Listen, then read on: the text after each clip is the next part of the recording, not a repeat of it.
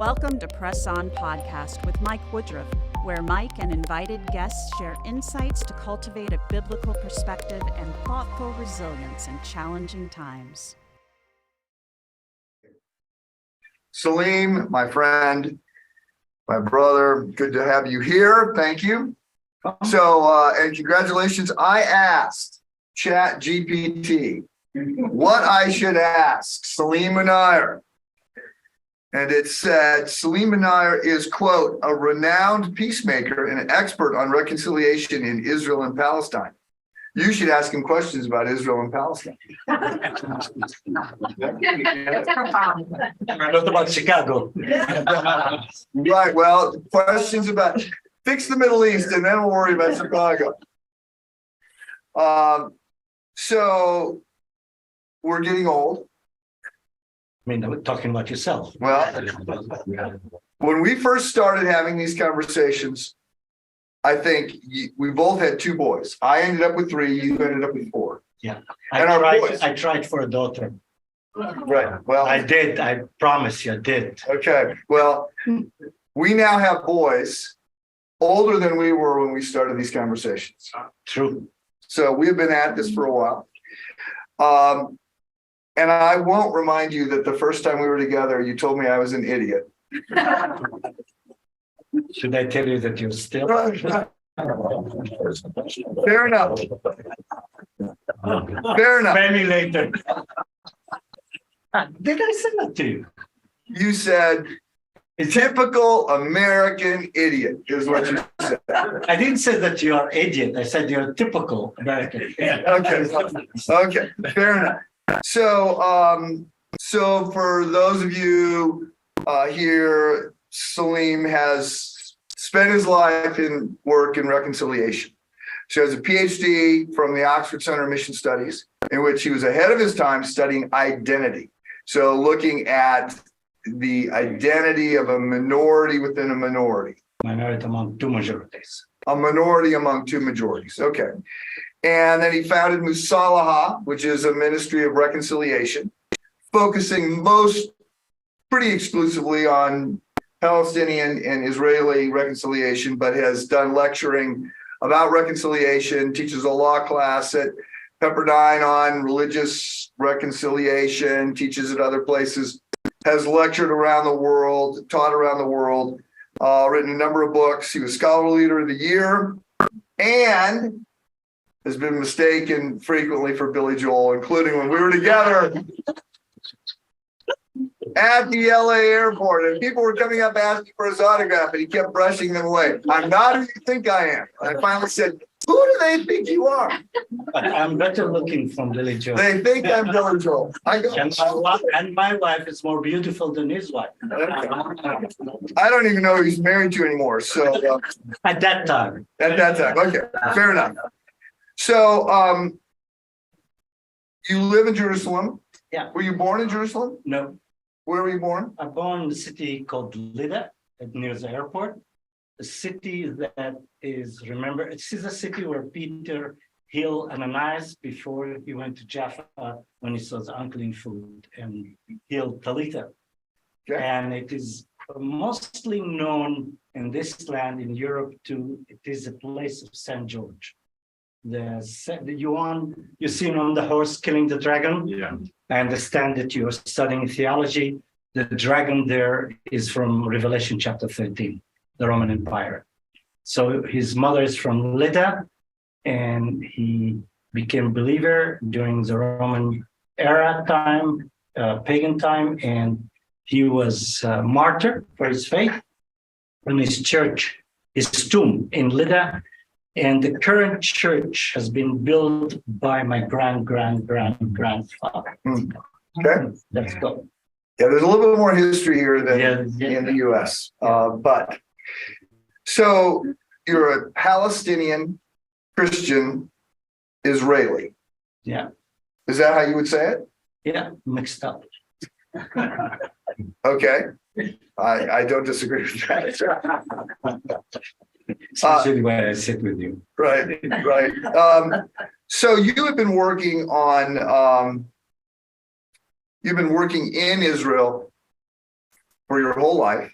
My take in the 20 some years I've been coming here is that there's now more people, more money, more energy.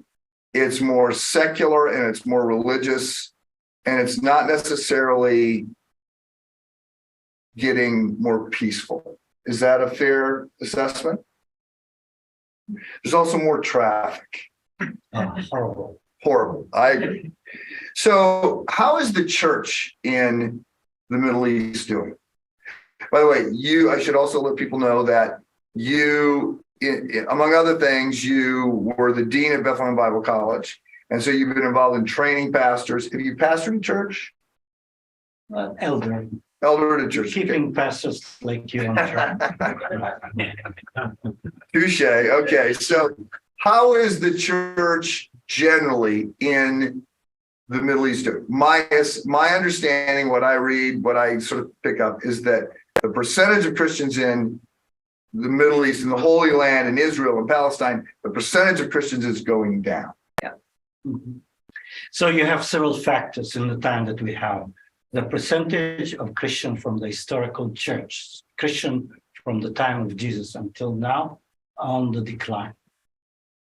That we here in this land, we used to be 24%, now we're less than 2%.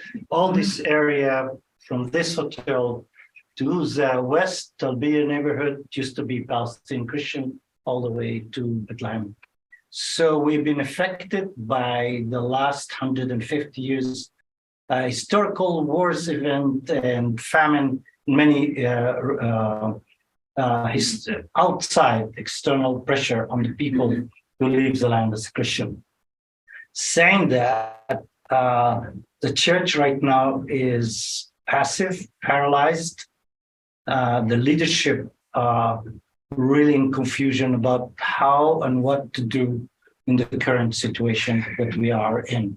When you say the church, and you're talking about a historic church. I'm talking across the board. Okay, so are the Palestinian Christians and the Messianic Jews, first of all, when you say there's 2%, of that 2%, is it 80% Palestinian Christians, 2% Messianic? Yeah, probably the Messianic Jews around 5,000, the Palestinian Christian around 180,000 to 200,000. Okay. Last time, a couple of years ago, you said that, or you were attending a church that had both Palestinian Christians and Messianic Jews. It's not any. Most mixed groups of churches have been ceased to exist.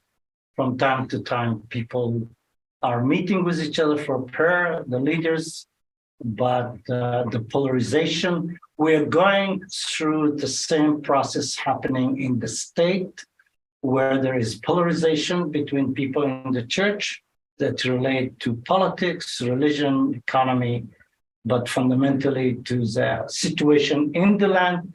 Also, we have, like in the state, issue of gender, issue of young people that they are disfranchised. That's right word in English. Yes. From our generation. They feel that the church is not listening, not attending to the need. And we have an exodus of young adults from the church that they are very educated, very capable, and the church is not able. So part of my job is to help them, to encourage them to go to home groups. So the movement moving to home groups. So, timeout, process check. English is your second language, third language? Third language. Okay, so your first language is Arabic or it's Hebrew? Arabic, then Hebrew, then English. Okay. Studied Latin, I don't remember about it. But what's happened in university, you know. Okay. You pass the exam and you forget it. Right. So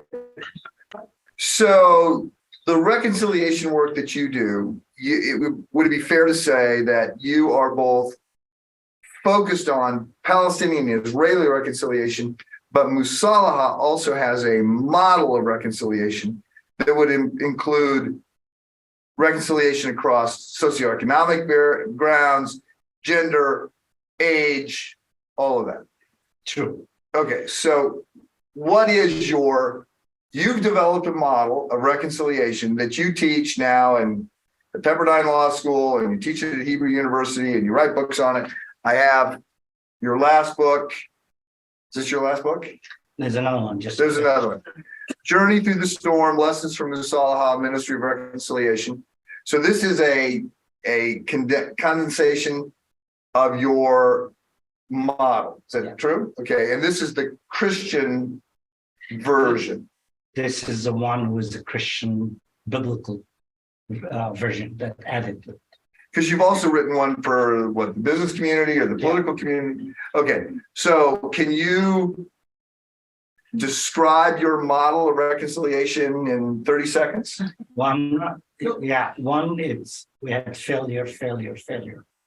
And we began to ask ourselves the question, why we are failing and what can We is Musalaha. Musalaha, Okay. and all the rest by. Basically, the two models, I'll have to take more than 30 seconds. The two models that exist until today, interfaith dialogue. Interfaith dialogue failed because it's colonial, receiving religion as a reason for conflict. That's not true. It's the elitists, the people speak English very well, doesn't filter down, doesn't bring women into the process, young people, doesn't change society. So the pastor, the rabbi, the qadi meet together and talk, and maybe they have a good relationship. The other model is people-to-people approach that says if people meet other people, that they discover that they're human, and that will work out. That failed too. Both models did not work. So we asked the question why it's not working. And the reasons for that took us a long time, to find out. One, that reconciliation required two fundamental things. Where we can find the forum, we can develop a relationship and trust in a time of conflict and hatred. And at the same time, we have to deal with the issues. So like take a couple, marriage. The husband and wife, you want to restore the love between them. But if the husband still mistreats his wife, just as it will not work out. So building a relationship and addressing the systematic of injustice of the situation that we're living in. So when we first were meeting, your first ventures into reconciliation, I remember you would take 15 Israeli doctors and 15 Palestinian doctors, and you'd put them on 15 camels and take them out into the desert for a week, whatever. Yeah. And you said they were more scared of the camels than they were of each other. Okay. And they had to learn how to get along. Yeah. And then they would come back and figure out a project they were going to work on together. Yeah. So we discovered that the mutual forum, because there is, in every encounter, in every conflict, there is imbalance of power, the powerful and the weak. The dynamic between people is affected by the imbalance of power. Like in our society, men are much more powerful than women. And as a result, if you're trying to reconcile men and women, how you can bring them to the same level of power, of interaction with each other, to see each other not through the power lenses. Out of accident, we discovered in the beginning, then we realized what's happening. We took 15 Israeli, 15 Palestinian to the desert. We crossed the desert on camels, and the relationship was built. Then we realized the desert is a neutral form. It neutralizes the imbalance of power. Then we discovered in every reconciliation, you have to have 4 principles. 1, equal in leadership, equal in number, no competition, common goal. If you have a common goal to bring to people, that's what we call, in the one that study conflict resolution, that's what we call the contact hypothesis. But we discovered that is not enough. Where can people meet? Not in your church, not in my church. Where is the neutral ground in our situation? And the desert become the place. You were in the desert today. You are stripped from your power games. You are hungry. You are thirsty. Your discomfort, your humanity come out, and you realize that we need to help each other. So in many situations, conflict because we compete on resources. In the desert, we realize that our enemy is the source of our survival. Okay, we've got to cooperate So then, or we're gonna both die. yes. Then we discovered that there are 6 stages. So the first stage, we call it, This is a lot more than 30 seconds. I know, I'll do it very quickly. The first stage is the kumbaya stage, hallelujah stage. Okay, Okay. the dipping the hummus together. Our Okay. hummus, not yours. Second, Fair enough. second stage is the venting out of the anger, frustration. So people identity has been attacked, violated as an individual, as a group. Third stage is, we call it withdrawal or divorce. We'll never understand each other. We are totally in different things. And what my parents told me, it came true. What I thought about you after meeting you, it came through. The desert helped us to overcome it, to come to stage 4. This is really the most critical stage. Conflict affect identity, hurt identity. Identity restoration is the key things in going in reconciliation. So reclaiming identity by historical narrative, building joy, you move then to stage 5, taking risk and addressing the issues of the conflict that we have. We are not good at stage 6. We discovered what work. When you say we, you mean That's me. Salaha. Okay. Yeah. So we know our stage is built from trial, errors of trial. It's like, doing the bulbs. He tried Edison. He tried until find what it worked. This is what's happened to us. It took us 32 years. So we can know when group comes, what will work and doesn't work. Did you solve the problem? No, but we know what it's work. It's like marriage counselor. When couple comes, they present before them the issues. They have to take the responsibility to address it and work on it. We can help, we can mentor, we can support.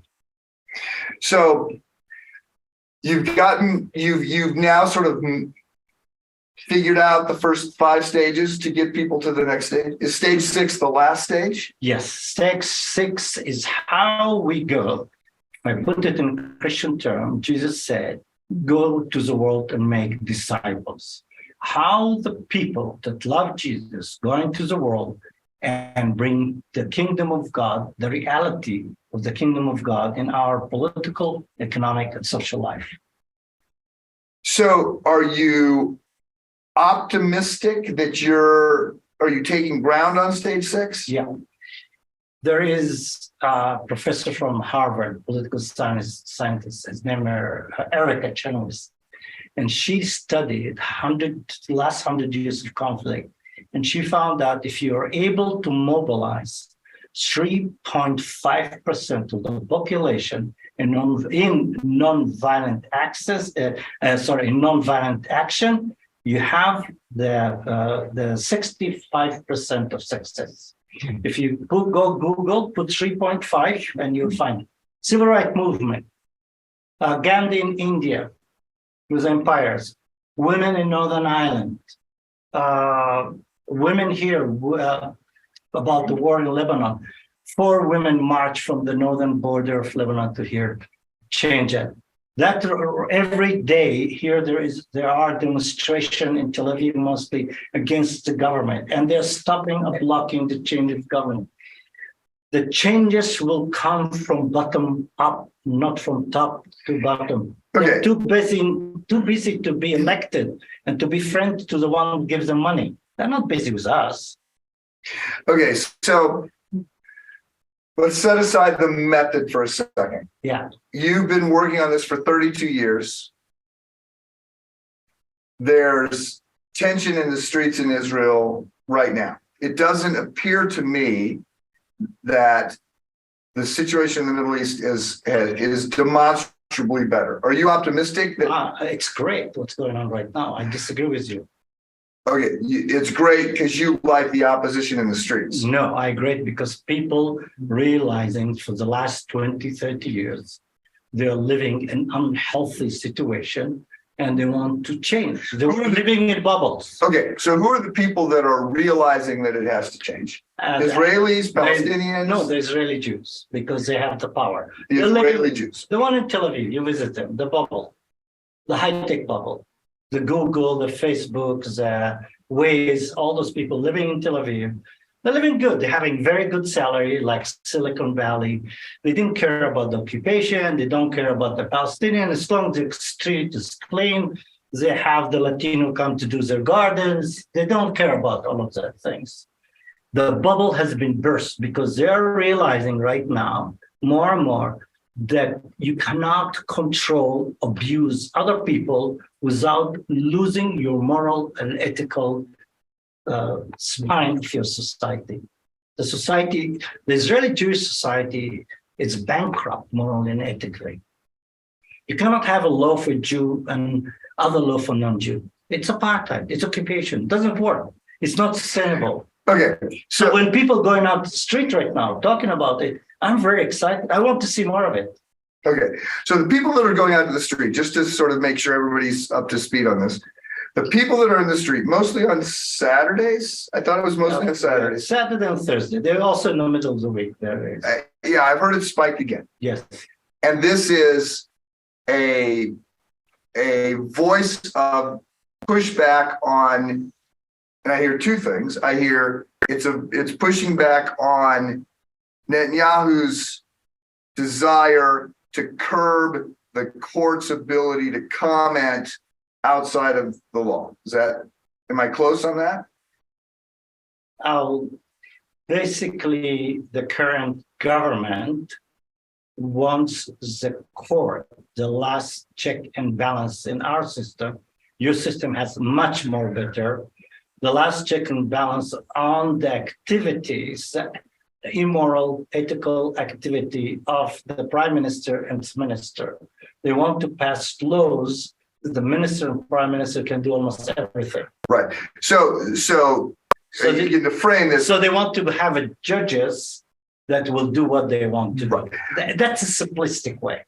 Right. So the judges currently appoint themselves, and there's challenges to that.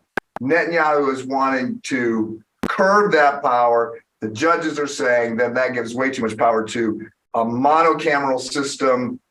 Whoever's in power would have power over the courts. The prime minister would have way too much power. Not exactly. The election or selection of the judges in the High Court is done by a committee. And committee is based from representative of people from the government, from the Bar Association, from the court itself, and from academia. Okay. So you want to have the majority in the selection committee representing the government. So we have a Knesset, we have a parliament. Our parliament is not like in the state, the Congress and the Senate as a check on balance on the government. Executive branch. Our executive branch is controlling the parliament. Right. And they want to control the High Court. Okay, so that makes sense? Yes, it does. And I'm out over my skis. I sort of don't care about that as much as to say there's tension in the streets right now. Yeah. And it's ongoing. It's been going on for a few months. So there's an argument to be made. I heard it last week, somebody saying American democracy is breaking down in the US, democracy is breaking down in Israel, democracy is breaking down in UK, whatever. It sounded like an overstatement, but there's tension in the system. So I'm saying there's tension in the system. It looks to me like Israel is not, peace is not breaking out. Although I'm not certain whether or not the Abraham Accords are advancing things. I have a feeling you're going to say they're not advancing things. You're bringing several things together.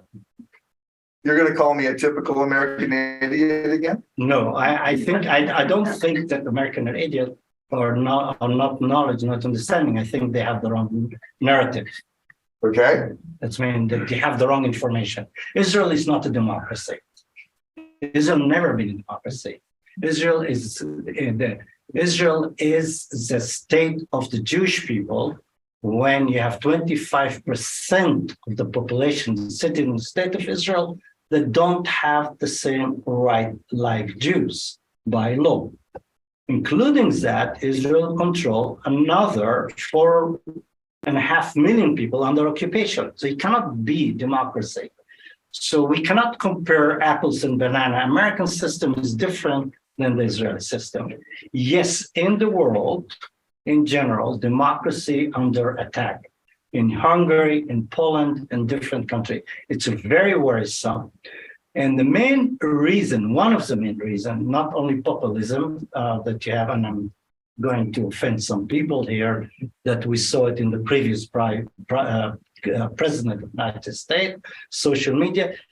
We are dealing with a crisis of the place and the role of the state and the government in the light of the fact that the demography in each government, each people, and the economy is changing. Okay, so let me. Like in Hungary, they don't want the immigrant. Right. The immigration. In Germany, in 20 years, less than 20, in 10 years, Germany is going to lose 20% of its population. They're old people. They didn't bring young people. Who is going to work? So they brought 1 million Syrian refugees, the cream of the Syrian people, to work in the factories. England broke from Europe. They didn't pick up their strawberry last summer. We have a crisis. And the crisis is we need people to work, but when the people come, they are different culture, different religion, different way of life, that the people living in those countries feeling threatened. The threat is real. The way we approach it, the way we deal with it is wrong. By increasing hatred towards others, you don't resolve your issue.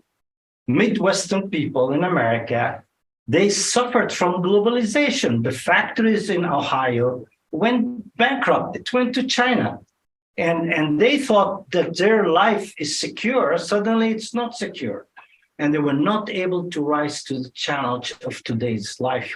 And as a result, certain political party, racist party, they find the environment, the people to propagate hate and toward others.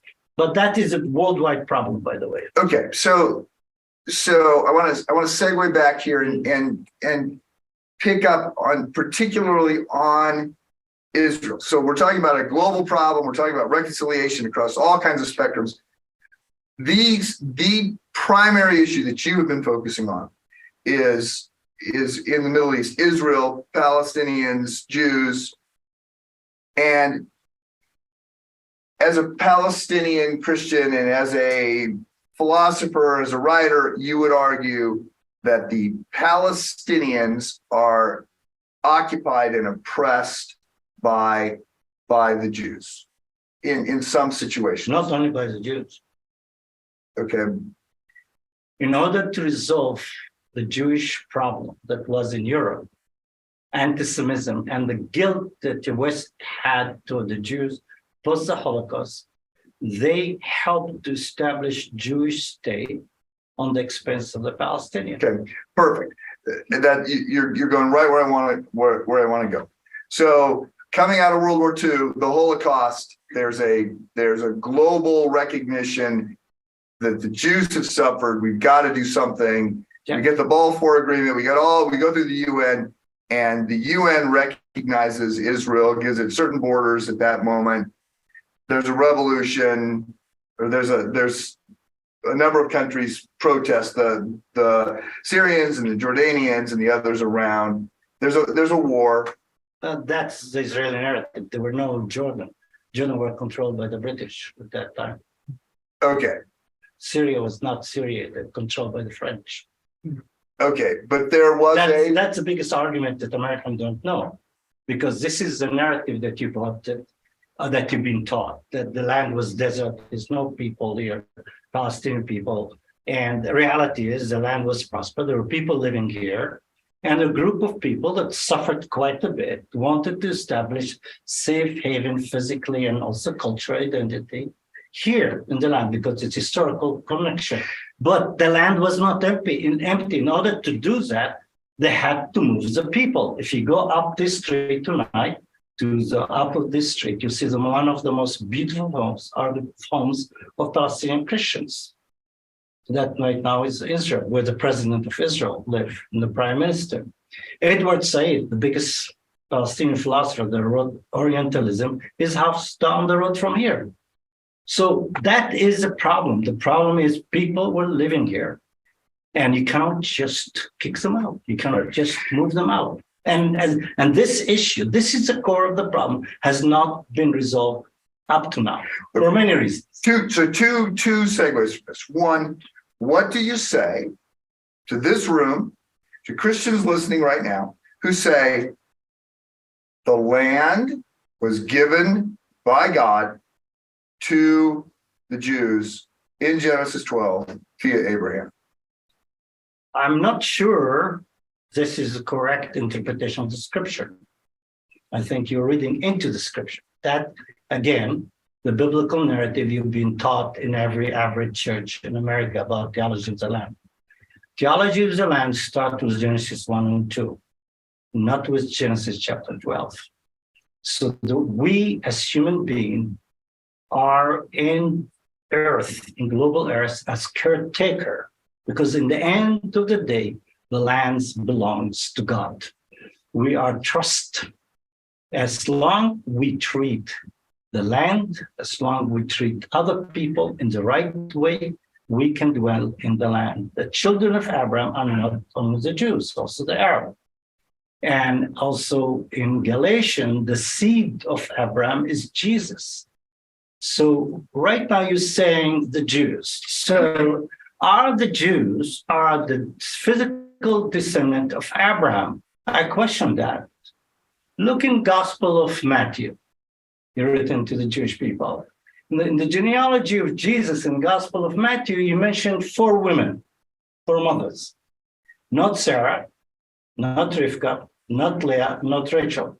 Who are those 4 women? You almost visited her house today. Rahab, she was a Canaanite prostitute. She was not DNA blood. This is racist theology that you have promoted right now, built on race. Second, Ruth the Moabite. Who she is Ruth the Moabite? An Arab, the Moabite, the Arab. Dear me, in Jesus' blood, there's Arab blood. Then you have Hittite. Then you have women that left her husband and went with King David. Why the Gospel of Matthew put it there? Because he was to counter the idea that the children of God are the children of DNA by inheritance of DNA. It's our children of faith. Okay. So by faith. And if you look in Romans said God promised Abraham the world because the language of the ancient language from the river to the sea, it's global. This is the way you say in America, from the sea to the shining sea. Yes. Yeah, that is the way, the language. So it's a problem in theology here. The interpretation of the scripture is problematic. Okay. Thank you.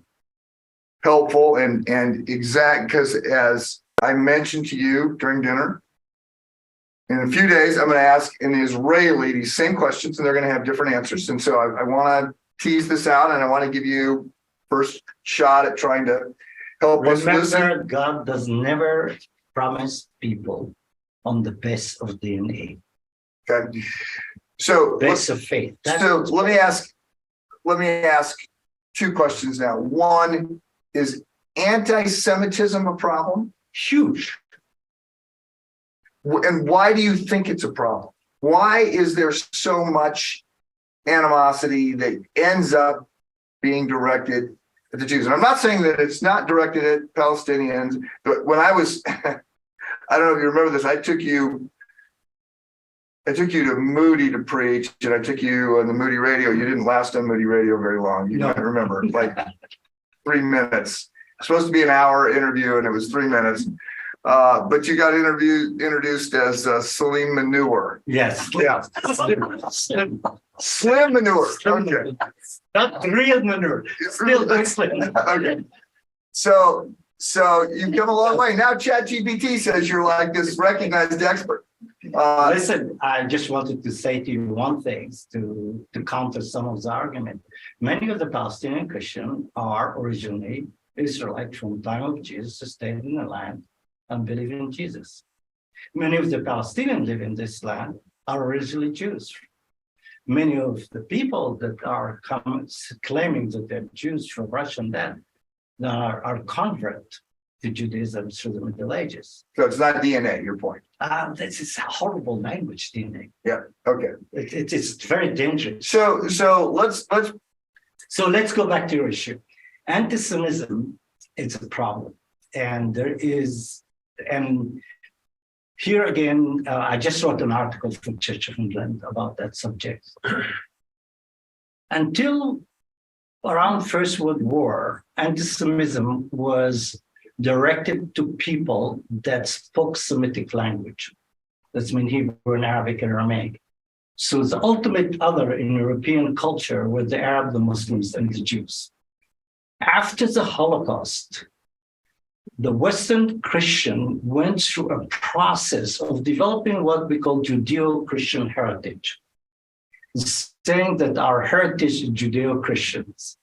And we made, including ourselves, even we are not part of it, as Middle Eastern Christians, we made the Jews almost Christian, almost white, almost Western. But the ultimate other remained the Muslims. Now, if you talk to Jews and you say that we, and I teach Jewish people, have Judeo-Christian heritage, they will freak out. Why? Because their understanding of who God is, his nature, is more Islamic than Christian. They don't believe in the Trinity. They don't believe that we believe in one God. They think we're pagan. In my class, Hebrew U, I talked about religious education in the context of others, and I showed how in Israeli Jewish textbook, Christians are perceived as pagan. Because Paul made it so easy, so those pagans, so they're really not really believing in one God. So that notion is more political culture and not theological. So there is hate of the Jews that no doubt existed in Europe, that this hate took also political things, and this is the reason why it was poisoned. It was dislike, hatred ideologically, religiously to the Jews because they were ultimate other in Christian Europe. With the rise of nationalism in Europe, the breakdown of the big empire and the rise of nationalism, for example, Poland. When Poland broke down to become Poland as a state, the question comes, so who is Polish? You have a lot of Polish in Chicago. you do. You do. And the Polish are known for what? To be Catholics. That's right. And also they like to eat ham. That's right.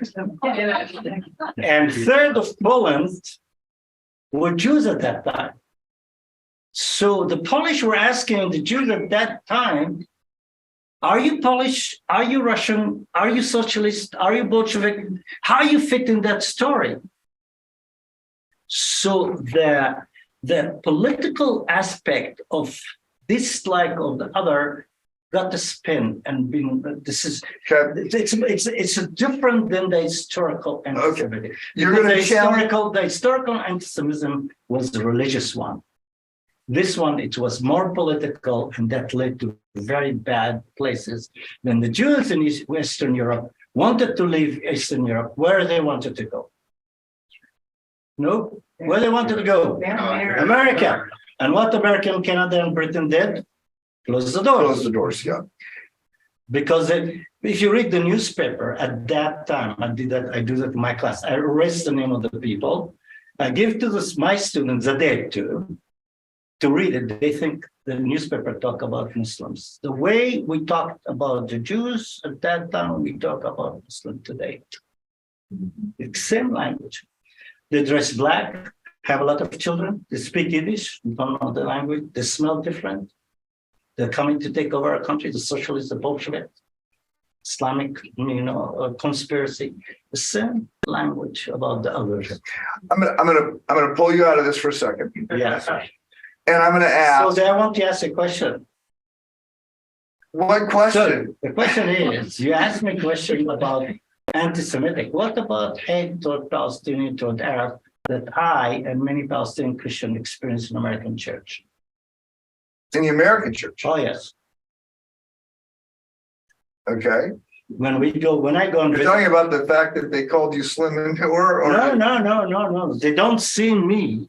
they don't see you. We don't. Yes. We don't exist. Right. You In said to Christian- me, Yeah. why when the Catholics come to Israel, they visit the Catholics. When the Jews come to Israel, they visit the Jews. When the evangelicals come to Israel, they visit the Jews. More, yeah, it's more than that. We have a joke among us, the theologian. The Christians come to talk theology with Jews, and religion, they come to eat with us food. Okay. So this is where we're good at. Okay. Why every time I speak in American church, people ask, oh, I didn't know there are Palestinian Christian. If I ask anyone here, did you know there are Palestinian Christian? They don't know. And they know, if I ask here, how many of you know that there's Messianic Jews? Everybody will raise his hand. I'll ask the question, how many of you know there are Palestinian Christians? Yeah, and most of the Christians in the Middle East are Palestinian Christians. No, I didn't say that. I'm saying here. No, but I'm saying that's the case. No, it's 10% of Egypt are Arab Christian. So it's the biggest Christian community in the Middle East. Why we are not part of the family? That's a massive question. I would fight with you against hate toward Jews, but you're my brother, and I hope I'm your brother. We believe in Jesus. We were able to keep our faith here for the last 2,000 years. Sometimes success, sometimes failure.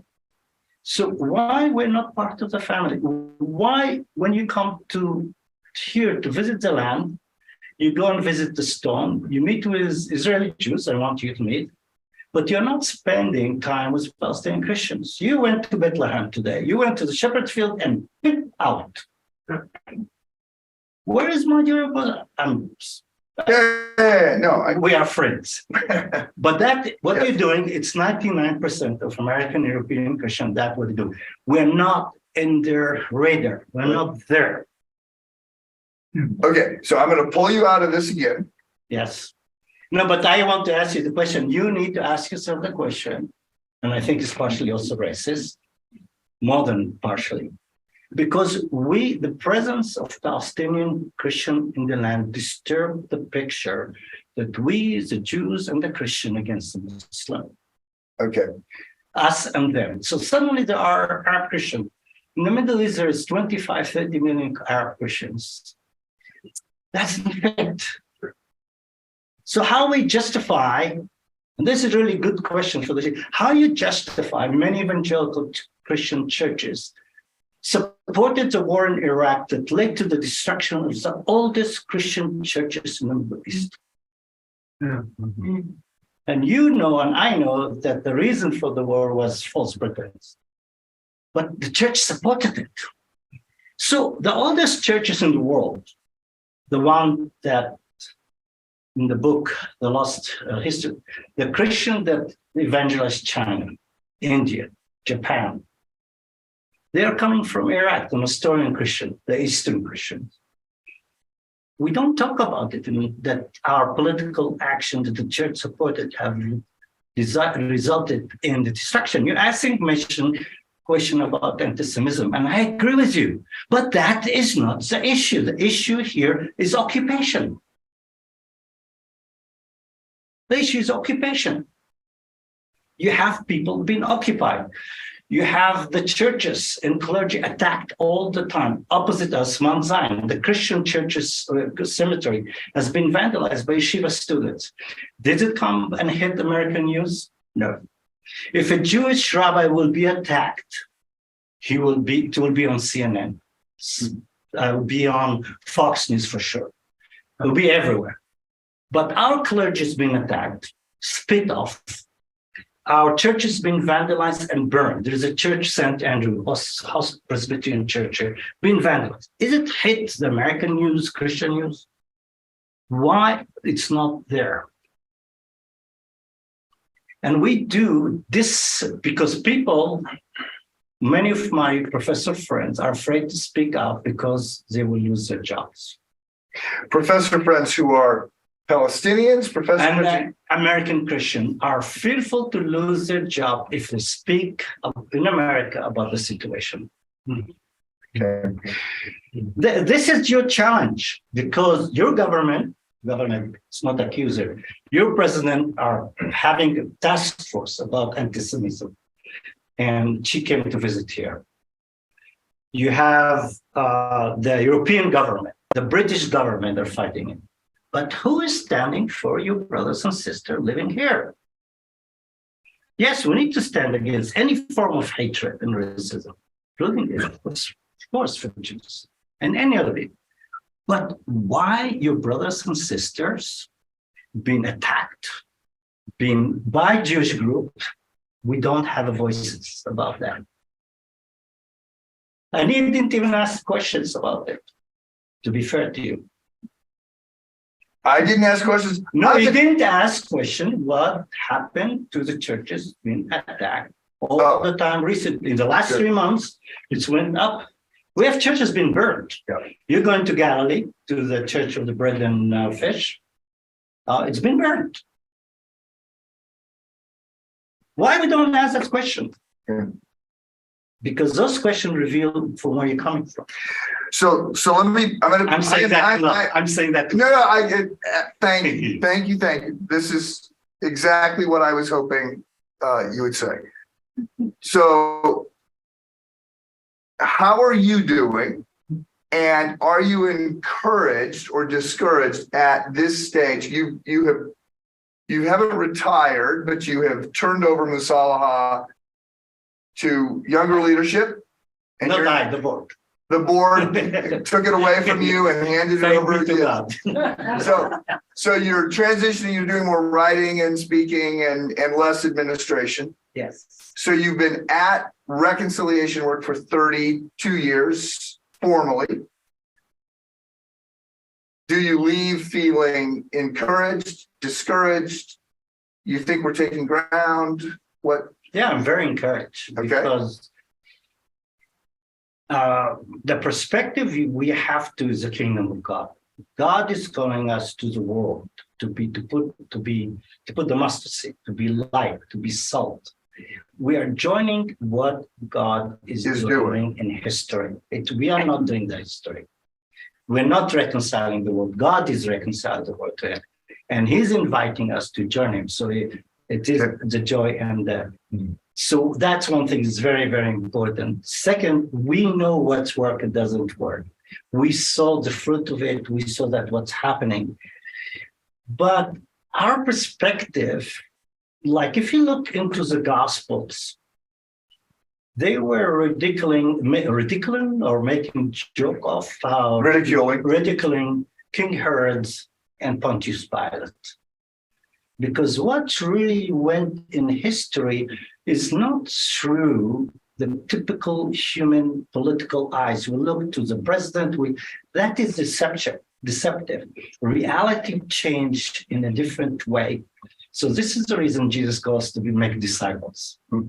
The church need to break the walls, go out to the society and make disciples for Jesus, to develop community, ecclesia. Churches at the contrary to the culture at that time of the Roman Empire, where Jews and Greek and barbarian men and women are equal. And that's changed the world. And 32 years in history is not a lot of time.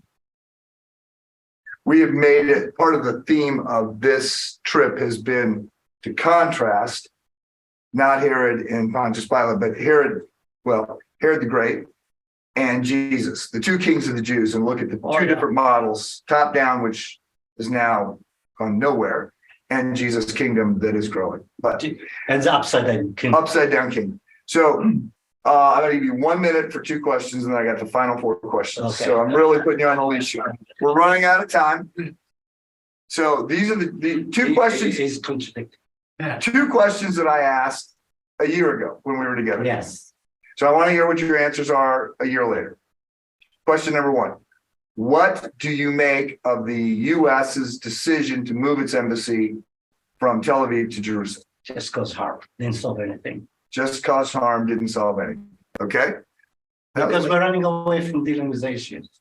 You know, in the I was going to tell you, you got 10 seconds. I just want to tell you a story. In the demonstration, there's a group of people are walking with elephant. Not elephant, it's like Republican. no elephant like heads, elephant like Okay, just an elephant head, a mask. mass elephant. Because basically they're saying we're talking about the legal system, but we're not talking about the elephant in the room. And the elephant in the room is occupation. Okay, got it. Second question that I asked a year ago. What is going to happen with the Gaza Strip? We will, if fundamental issue is not going to be resolved, we'll be going through a cycle like we had it 2 months ago, another cycle, another suffering. Of bombings and retaliation. Israeli attacks, the Hamas retaliate, and Okay. that's what they want, to keep the situation as it is. It's Who a wants it? The- I'm not, I didn't ask. No. I'll tell you who wants it. Who wants it? Who are making the most money from the war in Ukraine? Yeah, I'm not asking these questions. I got the final four. No, it's a weapon industry. I knew where you were going. But in Gaza things, who making here in Israel, the situation are given. I thought, like many people, everybody wants peace, it's something. I discovered I was wrong. There are a lot of people that making a lot of money from wars. Mm-hmm. And if we don't address it, President Eisenhower said, be wary Of the military industrial complex. That's right. Yes, okay. Final four questions. Yes. Short answers. Okay. I ask everybody on the podcast these same four questions, Yeah. and they do short answers. Yeah. You can do this. I can. What, if anything, is keeping you up at night? What's keeping me anything? I'm praying for my boys to find the right ladies to be married because grandchildren. Okay, Yeah. great answer. That's what I want to do. Yes, no, I get it. And they choose the right one. Or the right one choose them. What are you reading right now? What I'm reading right now. Okay, it's very interesting. I'm just finished a book on justice, how Muslims and Jews and Christians understand justice. Oh, Yeah. who wrote it? Is it edited? I'm writing it. That is not, that's the last question. What are you working on? Okay, the I best. asked a simple question. What are you reading right now? I think the best book recently I have read. That's not what I'm asking. That's the Yeah. next question. Yeah. What are you Yeah. reading right now? What's on your nightstand? What's on your desk? Oh, there are like 5 books. Give me those 5 or one of them. One of them, public and political theology. Okay. By who? Later, I forgot.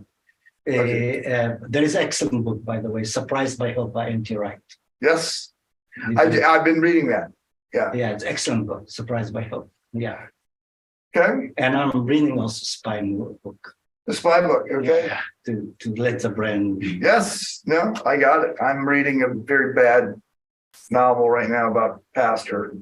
Why? Most people who write books about churches have never been in a church. That's what I decided. Like, okay. Are you being defensive? It's just like, this is not my world. Like, you don't know nothing about my world. So Okay. next question.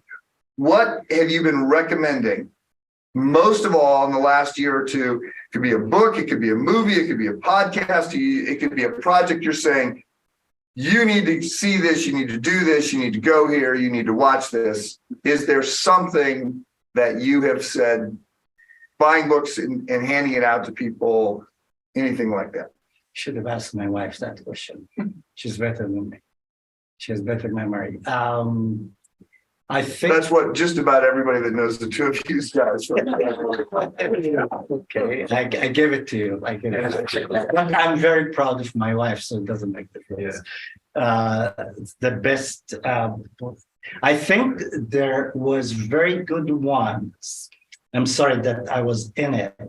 That the Bible college we did about Bethlehem Bible College? Yes, we did the one on normalization, and where 4 professors been speaking on that. Okay, Okay, I think it was probably one of the best of the last year. okay. Final question. What are you working on now? And now you could go to the where you were trying to sneak that book in. No, I was working in the last 7 years, took me 7 years.